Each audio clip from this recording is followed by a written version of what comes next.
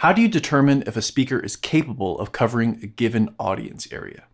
In this video, audio engineer and system designer Michael Curtis will be showing us how to choose and position speakers for optimal coverage. Oh, and be sure to download his free audio math survival spreadsheet using the link in the show notes below this video. So we've all been on a show like this. It's just an outdoor pavilion. We got a couple of speakers on sticks, and we need to ask ourselves, is this enough? Can everyone in the audience hear clearly? And so we want to make sure that no matter we got, this random dude over here who's not standing in front of our speaker versus this person in the front row versus this person who has a speaker point over here, are they pointing the right direction? Are they in the right spot? Do we even know that these speakers can actually make sure that everyone can be covered by the speakers?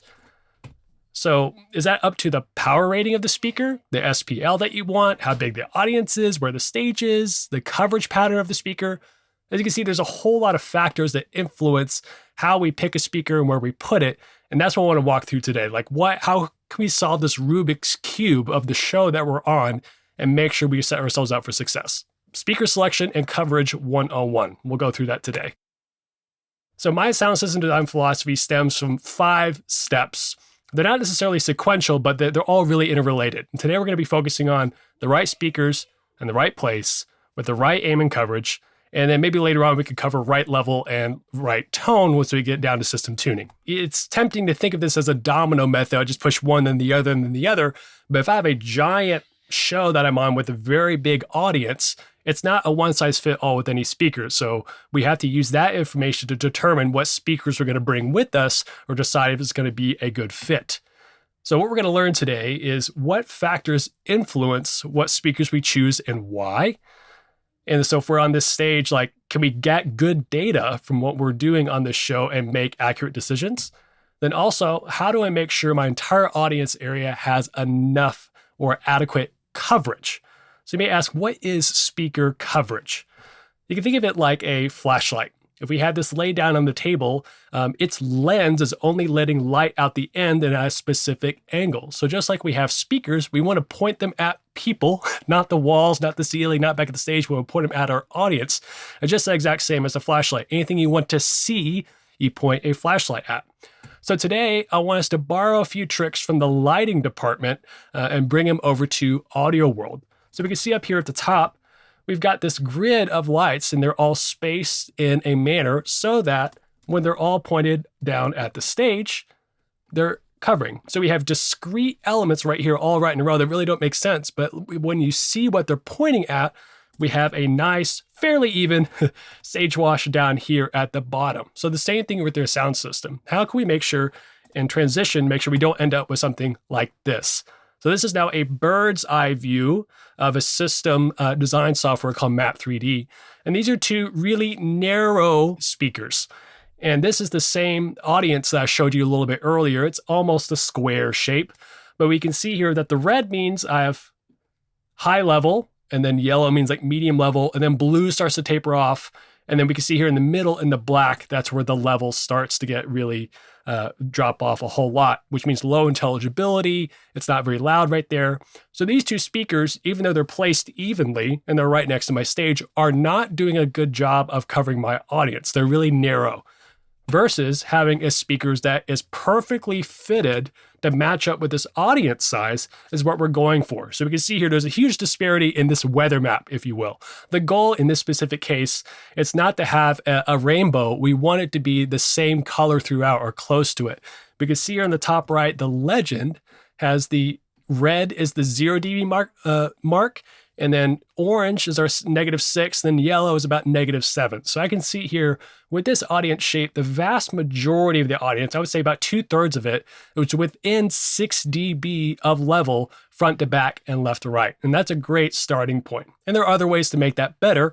But if we have 2 speakers on sticks on the ground and it's the right speaker for this size audience, we're going to be in great shape.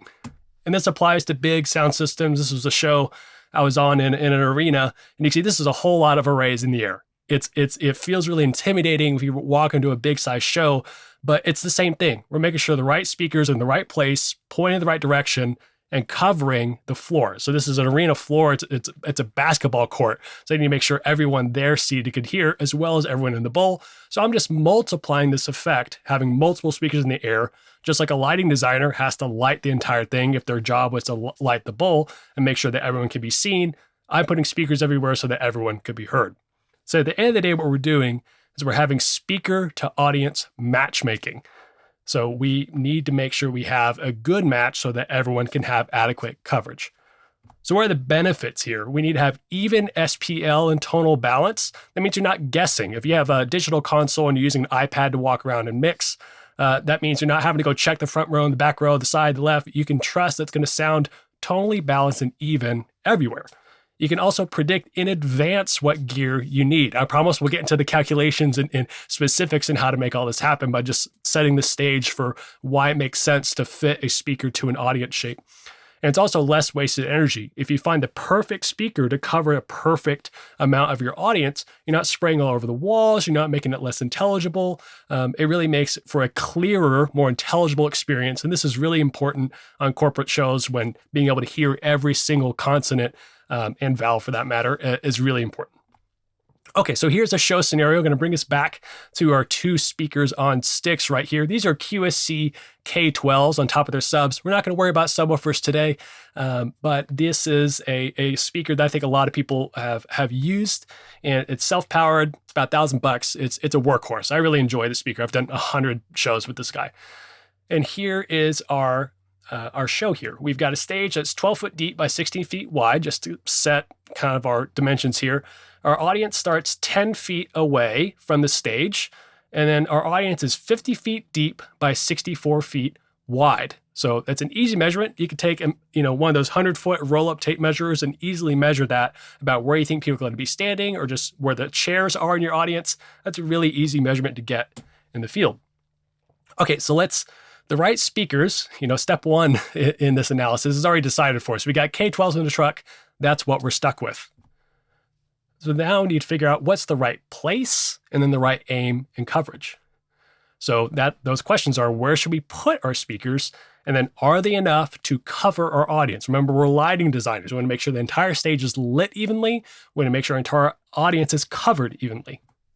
So there are two big mistakes I see over and over again in the field. When I address those, then we'll move on to the specific calculations you can use to make sure you got the right speaker for your show. So using the stage as your guide, not your audience. So I went into Google and all I did was put small outdoor concert and just looked what the first page brought me. And I just clicked on the images tab and this is what I saw. A stage with the speaker stack directly left and right, facing straight forward. And again, a small outdoor stage with the speaker stack right next to the stage pointed straight forward. And again, a stage, speakers right next to the stage pointed straight forward. So you get my point here is that this feels like the default position for many people to do it. So if I were just doing a Google search and what does everyone else do with a pair of sticks and a couple of speakers on top, I would do that. I would argue that this may be a helpful place to start as like an anchor, but is definitely not the end all be all. Because why? It only sounds good in front of the stage because those lights, those speakers are only pointing what they're directing right in front of the stage. So what about everywhere else? How can we make sure that no matter where you're at in the audience, and sometimes we can't control how big they are, is covered and covered well? And number two, the biggest mistake is you're ultimately guessing on coverage. It wasn't until maybe 4 or 5 years ago that I really started to dive in and figure out, I had memorizing what the coverage angles of the speakers that I usually worked with. And we'll talk about how coverage angles is really important in just a minute, but we're ultimately guessing. So back to our original show scenario, I have here in these yellow boxes, those two speakers that whoever this audio person was in the show used, but this one's pointed here towards the middle. I mean, what about these people on the side? Is this speaker wide enough to get out? Is its lens wide? And this one pointed over here. Is there anyone standing beyond it? So we ultimately, if we don't get this right, it's wasted energy. It's unintelligible outside of the coverage, and the back row and the sides sound terrible, which none of us want on our shows, or you don't get hired again. I want us to have a mindset shift here and start thinking about even coverage that is predictable And we can borrow even from lighting designers that they know the lenses that are inside their stage lights, and these are particularly called LECOs, and we can see how it progressively gets tighter, a little bit wider, a little bit wider, and a little bit wider. We need to make sure that it's all covered. So that angle for us is the nominal coverage angle in a speaker. It is the number one spec I look for on any speaker. Forget power amps, forget input sensitivity. That can all be figured out or to a certain degree, especially if it's a built-in power amp, it's already a match made in heaven. And so if I have external, I want to make sure I'm not blowing anything up, but it's the number one spec I look for on a speaker when I'm putting it in a system. So on a K12, this is the spec sheet, and I looked at nominal coverage angle, and it has 75-degree axisymmetric. And axisymmetric is a fancy word of saying that both the horizontal and vertical coverage are the same. So it's like a cone. So it's a 75-degree cone. And those red arrows drawn there are at a 75-degree angle.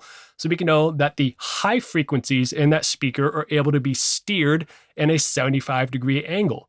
So at the very top, when I showed you those speakers that were real tight, there was like a 10-degree speaker. Those were really, really focused and tiny. And so this is 75. So it's a nice middle of the road speaker. Most of the speakers that are two-way and just throw up on a stick and make a show go, those are usually anywhere between 60 and 90 degrees, depending on your manufacturer, depending on what you get. So I like this 75-degree number because it can be used as a floor wedge, as a main PA, and gets a lot of work done. So in the prediction software, I like to use Map 3D. It's all Meyer sound products. There's no QSC, but this is an 80-degree speaker, and that's really, really, really close to 75 degrees, in my opinion. And this is our weather map. If we have one speaker in the center, that's about how it would cover that size audience. Another speaker I work with a whole lot is the RCF HDL6A. It's a line array speaker, completely different functionality and purpose. Its horizontal coverage angle is 100 degrees, so it's pretty daggum wide. You're not going to see a whole lot more than 110 or 120 unless you get in those weird Bose systems. But that's a 100-degree wide speaker. But its vertical coverage is a tenth of that. It's only 10 degrees vertically. So you can have variable coverage change in the same speaker versus horizontal versus vertical. So I couldn't find a picture from it top down, but that's close enough for 100 degrees horizontal versus and that's what a 100-degree speaker would look like on that same map. You can see the 80 degrees is a little bit tighter, and this is spreading out, it's orbiting around a little bit more on my audience versus a 10-degree vertical coverage. So these are meant to be stacked up in a big long line, and you can vary up the coverage angles between them so that its maximum splay is 10 degrees, or it can be used on its own as a front fill. If it's on the edge of my stage, I need to make sure that I have it aimed right at people's heads because 10 degrees is not a whole lot of wiggle room, right? So this is, again, a 10-degree speaker, really tight. See a huge difference between 100 degrees right here and then 10 degrees. But how can we actually use this data without any fancy software? I don't want to download any prediction software. I don't have to plan my show. Everything is run and gun. I can't always have it nice and neat. So I have three letters for you, FAR, forward aspect ratio. So I stole this from Bob McCarthy's book. Got it right here. It's like 500 something pages. And so if you're like super nerdy like me, you'll read it. But if you don't, here's just a really brilliant nugget from this book. It's basically using trigonometry to make this all happen. So it basically answers the question. I have an X size audience, and it was about 60 feet by 45 earlier. What speaker perfectly matches this shape? Remember, a 10-degree shape was real narrow, or 100 degrees real wide. What speaker is a match made in heaven for this audience size? So this is an 80-degree speaker filling up the yellow rectangle of this audience size. And this is a 20 speaker failing at doing that. So the 80-degree speaker was the match made in heaven. The 20-degree is not. So we need to start with the audience, which goes against that mistake they see everyone making. They usually place their speakers based off the stage. They forget about the audience and just say, okay, I'll put left and right next to the stage. Let's blow and go. Have a great show. So we need to start with the audience in mind first because they're ultimately hearing the show. They are our target. Okay, so how do you calculate audience FAR? If you got past fourth grade math, you can do this. It is depth divided by width.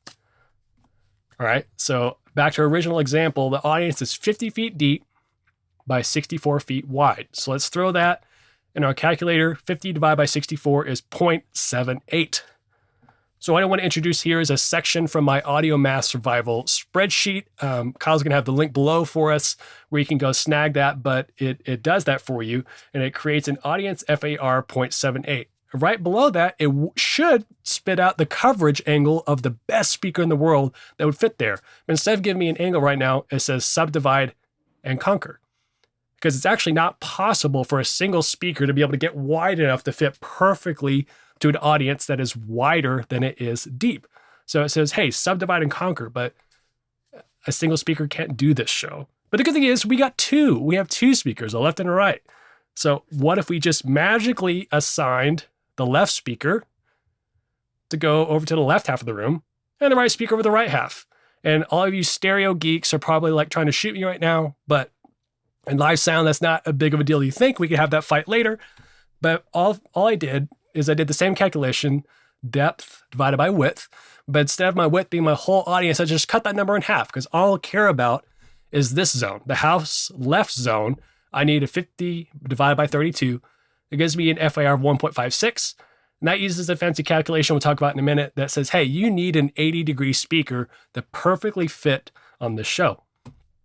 So let's figure out, okay, I know what speaker we have now. Let's make sure they are in the right place. So I've got these two 80-degree speakers. I've placed them about downstage edge equivalent with the front of the stage, and I've aimed them I've placed them in the middle of their zones. I'll say it's a really easy question, like where do I put a speaker? We can talk about height and trim height, and that definitely plays into our Z-axis.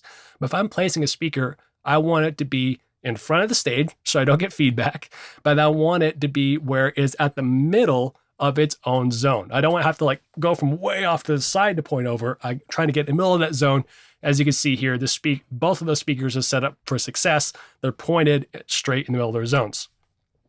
And that goes right into aim. So I need to make sure they aim the right spot after I've already figured out the coverage is going to work. An easy way to figure out your aim, even if you can't get your speakers perfectly set up in the middle, is shoot through the middle of the middle. This is something you'll hear come up again and again with how I teach sound system design, is put the speaker in front of the stage, probably get it as high as you can, then aim it through the middle of that speaker's zones. And I just drew blue lines right there, making these crosshairs. So the speaker is set up in the middle of its zone, and it's pointed through the middle of its zone. And we can see here that we have subdivided and conquered, and they're now covering everything we need to make sure we have a great show in this space. Yeah, so winning. So again, if we had two 10-degree mains, this would do a terrible job of making the show happen versus our nice, even weather map we have here. So yeah, so that results in under coverage. No one likes that. People can't hear, and you get fired. So if we have two 100-degree mains, is that going to help us? Is wider necessarily better? I would say I'd rather have a wider speaker, a little bit too wide speaker than a little bit too narrow. You can have more energy that overlaps with speakers that can cause comb filtering. Some of it could be technically wasted if you're already struggling with SPL. You have more off the walls, but everything is a trade-off, right? And so if that's what's on the truck, I'd rather have something that's a little bit too wide than a little bit too narrow. So now let's go in reverse. Let's say we are like way back in the beginning. I have QSC K12s. They're a 75-degree speaker, and I can't change that. Is it going to work for the size audience that I can measure? So speakers and audience shapes both have an FAR. So that answers the questions. I've got 100-degree speakers. What audience dimensions work here? So we're going to use 100 degrees, not 75. Apologize. So the speaker FAR formula is 1 over sine of the speaker coverage in degrees divided by 2. So if that scares you a little bit, it's here in the spreadsheet. All I got to do is put in 100 degrees right there, and it'll spit out the FAR for you. All the orange cells are inputs, all the blue cells are outputs, and that's right under the previous calculation that we did. So that tells me if I have a 100-degree speaker, that speaker can cover an audience zone that has an FAR of 1.53. So this is a speaker, and I've drawn a perfectly sized rectangle to fit that, and it's doing a pretty good job of covering that, but maybe not so in the very back, but we can get that to a little bit later. That goes into our height. It's often good to get speakers up in the air so they have a better chance of making it not as big of a discrepancy from the front and the back. We've been focusing mainly today about horizontal coverage, so we'll get to that in a later video. So here are the key takeaways from today. do not just simply put a left-right stack next to your stage and call it a day. You're going to have feedback issues. Who knows what the coverage is? If you're stuck with that, you can make it work, but place speakers in the middle of their zones and point them through them. I want you to start thinking like a lighting designer. How can I most evenly cover what's going on and have an audience first? A lighting designer, yes, they have a truck that shows up with their fixtures, but they have to make sure that everything is easy, or the camera department or the technical director is going to get mad and say all his shots look off. Once you think about matching speaker shapes to audience shapes and being able to be fluid with going between the FAR for both will help you do that. And please just subdivide and conquer. Stereo's nice when you got it, all for it in ears and in studio music, but in live sound, I would much rather, if I had to choose between an even tonal experience than this nice overlap stereo type of effect. Make sure to grab my Audio Mass Survival spreadsheet. It is at the link below. Thank you so much, Kyle, for having me on, and I will catch you guys next time.